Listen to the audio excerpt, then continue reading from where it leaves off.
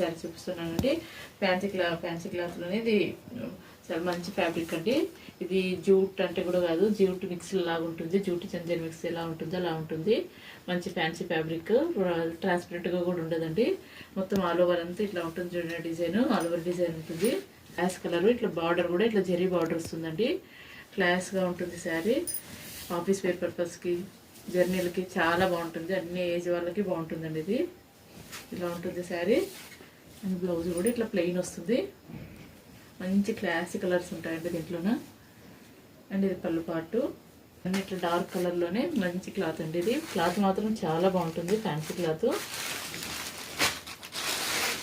అన్ని ఇట్లా dark colour చాటే వస్తుంది.